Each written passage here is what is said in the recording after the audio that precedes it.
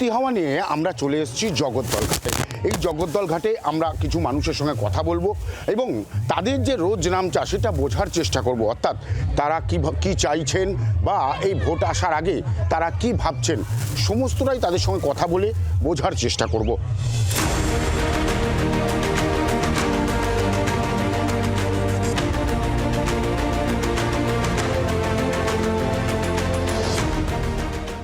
চলতি হাওয়া নিয়ে আমরা একেবারে সেই লঞ্চে যেখান দিয়ে এসেছিলাম, অর্থাৎ জগদ্দল ঘাট থেকে আমরা এই মুহূর্তে চন্দননগর যে ঘাট রয়েছে সেই ঘাটে রয়েছে এবং সেখান থেকেও মানুষের যে কি চাইছেন তারা সেটা বোঝার কিন্তু আমরা চেষ্টা করব এবং আমরা দেখাবো এই চলতি হাওয়াতে যে ভোট আসার আগে এই চলতি হাওয়ায় মানুষ কি চাইছে এবং কি বলতে চাইছে তারা।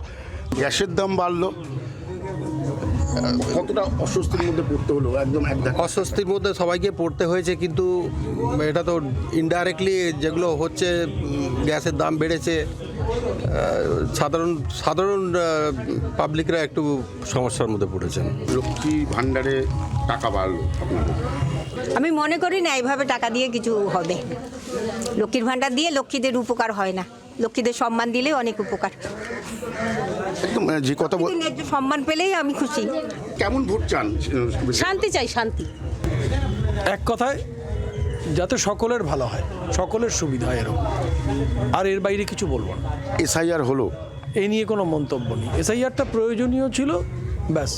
এসআইআর হলো, তার ফলে কি কোনো প্রভাব পড়বে? অনেক ভোট তো বাতিল হয়েছে দুপক্ষেরই, দেখুন ভবিষ্যৎ কী বলে। মেয়েরা সম্মানিত হোক, ওটাই চাই। মেয়েরা কি সম্মানিত হচ্ছে না বাংলায়? সেটা দেখুন, আপনারা সবাই দেখবেন। লক্ষ্মীর ভাণ্ডার বাড়ে গেল, যুবসাথীতে পয়সা আসছে যুবকদের, এতে কি কোনো লাভ বা এই যুবসাথী বা লক্ষ্মীর ভাণ্ডার বাড়িয়ে কোনো গরিব মানুষের কিছু উপকার হয়েছে? কতটা উপকার পেয়েছেন স্বাস্থ্যসাথীরা? কিছুটা উপকার পেয়েছি, এটা বলবো না, ভালোই উপকার পেয়েছি। কিন্তু এখানে এসআইআর হয়েছে, ভালো হয়েছে। এসআইআরটা যে হলো সেটা ভালো ভালো ভালো, ওটা খবর চাই। না, এসআইআরটা অবশ্যই দরকার ছিল, কিন্তু সেটা যদি সাধারণ লোকের স্বার্থে হয় তবে ঠিক আছে। এখনো ভোট ঘোষণা হলো না, তার আগে কেন্দ্রীয় বাহিনী চলে এলো, তাহলে কি কোনোখানে উত্তপ্ত হতে পারে? এটা তো ভালো, যাতে শান্তিটা ভালো করে বজায় রাখা যায় তার প্রচেষ্টা একটা মাত্র, আর তো কিছু না। এসআইআর হলো, হ্যাঁ, এসআইআর হয়ে গেল। কি বলছেন, এসআইআর কি হওয়া উচিত ছিল? বা অবশ্যই উচিত ছিল, অবশ্যই। এটা যা হবে জনসাধারণের ভালো হবে, তো সঠিক পরিসংখ্যানটা পাওয়া যাবে, সুষ্ঠু নির্বাচন হবে, এটাই তো আমরা সবাই চাই।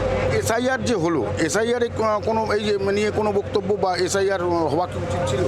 কারণ সেটা অত কিছু মাথায় আমাদের নেই, অতএব ওটা নিয়ে চিন্তাও করি না। কেন, মানে চিন্তাটা কেন করেন? আমরা আছি আমাদের মতন ব্যাস। এই যে এসআইআর হলেও যাওয়া হবে, না হলেও তাই হবে, সেটা আমি যেইখানে আছি আমি সেখানে সেইভাবেই থাকবো। আমরা ফ্রেশ ভোট চাই, ফ্রেশ ভোট। এবার হবে ফ্রেশ ভোট, কি আশা করছি? আমার তো মনে হয় এবারে ফ্রেশ ভোট হবে, যেহেতু যারা বাইরের তাদেরকে এসআইআর করে বাদ দেওয়া হয়েছে। এবার মনে হচ্ছে ফ্রেশ ভোট হবে।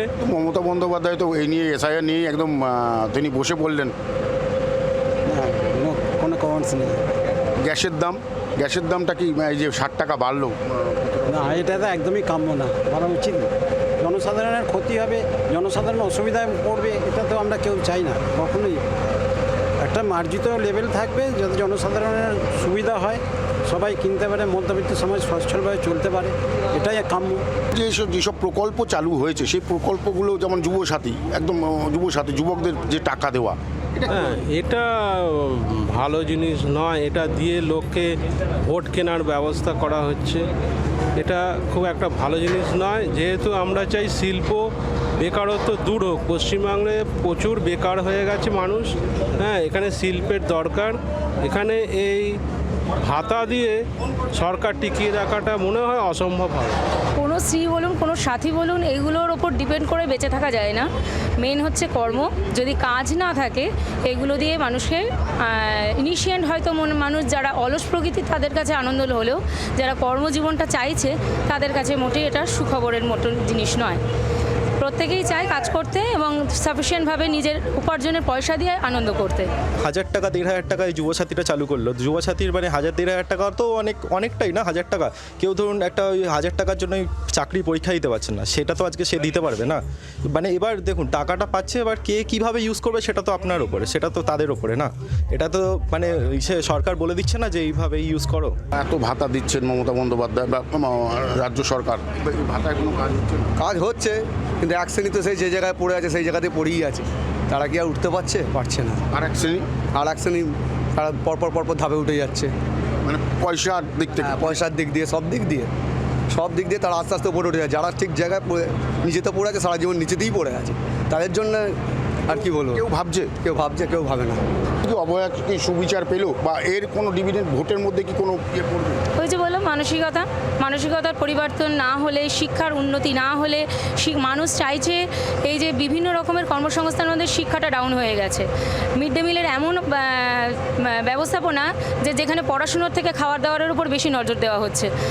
আদৌ সেই বাচ্চাগুলো কিন্তু সঠিকভাবে পেট ভরে খেতে পায় না, খাবার অনেক ওয়েস্টেজ হয়। তো সেই জায়গাগুলো দাঁড়িয়ে যে মানুষ পরিবর্তন করতে চাইছে, আদৌ পরিবর্তন হচ্ছে না, বরং এতে ক্ষতি হচ্ছে, ভালো কিছু হচ্ছে না। বিভিন্ন রকম যে ভাতা সেই চালু হয়েছে বা এসআইআরও হলো, কি হতে পারে, মানে আপনারা কি মনে করছেন ভাতা কি দিয়ে মানুষের সমস্ত কিছু মিটবে? ভাতা দিয়ে না, ভাতা দিয়ে সব কিছুর সমাধান হবে না। এর সাথে কর্মকে আগে দেখতে হবে। কর্ম দিয়ে যদি শুরু হয় তখন ভাতা না দিলেও চলবে। সাধারণ মানুষ সবাই ভাতা চায় না। কেন্দ্রীয় বাহিনী তো চলে এসছে, কতটা ভরসা রয়েছে এবার ভোটটা কি একেবারেই ঠিকঠাক ভোট হবে? হ্যাঁ দেখুন, সব জায়গায় তো বলা যায় না যে ভায়োলেন্স ছাড়াই ভোট হবে, ঠিক আছে? কিছু কিছু জায়গায় হতে পারে, হয়তো হবে কিংবা হবে না, কিন্তু এবার সবটাই প্রশাসনের উপর, প্রশাসন আর মানুষজনের উপর, যেভাবে তারা ইসে চাইবে। যেভাবে গ্যাসের দাম এত বেড়ে গিয়েছে, গ্যাসের দাম বেড়ে গিয়েছে, এটা কি কোনো ভোটের এফেক্ট পড়বে? গ্যাসের দাম একবারে 60 টাকা বেড়ে গেল, গ্যাস পাওয়া যাচ্ছে না, হাহাকার মানুষের। না, এটা বর্তমান পরিস্থিতি সবাই দেখছে, বিশ্ব দেখছে। এটা কি হবে পরবর্তীতে, এটা ইউটিলাইজ করেই দেখা যাবে। এই যে এত প্রকল্প চারিদিকে চালু হলো, কোনো লাভ করবে সেই প্রকল্পে? জনগণ বুঝবে, সবাই তো আছে, শুধু তো একজন নয়, একজনের দ্বারা কিছু করা যায় না। সবাই যেটা ভালো বুঝবে সেটাই হবে, সেটা ভোটের রেজাল্টের পর বোঝা যাবে। আগে থেকে বলে কিছু করে কিচ্ছু হবে না। আজকে বলবে এইটা হবে, কালকে ওটা হবে, না হলে দুঃখ। তার রেজাল্ট বেরোক, তখন দেখা যাবে কি হলো। মূল রিকোয়ারমেন্ট চাকরি। এডুকেটেড স্টুডেন্ট যারা রয়েছে, প্রচুর ডাক্তার, ইঞ্জিনিয়ারিং, প্রচুর স্টুডেন্ট পরীক্ষায় আছে, তাই চাকরিটা মূল দরকার। প্রকল্পের থেকে চাকরিটা মূল দরকার। চাকরি বাকরির কী অবস্থা এই মুহূর্তে? চাকরি বাকরির কী অবস্থা? অনেক মানুষ বাংলা থেকে বাইরে চলে যায়, আমরা দেখেছি। বাইরে গিয়েও অনেকে কাজ করছে, ওয়েস্ট বেঙ্গলেও কাজ করছে, বাট ওয়েস্ট বেঙ্গলের অনুযায়ী বাইরের কাজের মানে কাজ পাওয়ার সংখ্যাটা বেশি অনেক ওয়েস্ট বেঙ্গলের থেকে। এইটুকু নেই, আর কিছু। চলতি হওয়ার সফর আমরা এখানেই শেষ করলাম।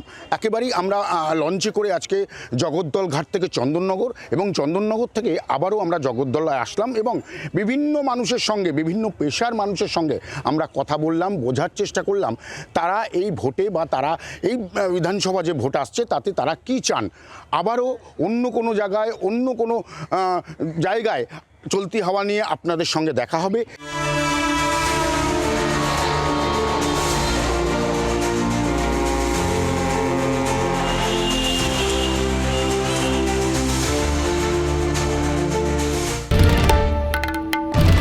বাংলার আওয়াজ, বাঙালির আবেগ, জি 24 ঘন্টা।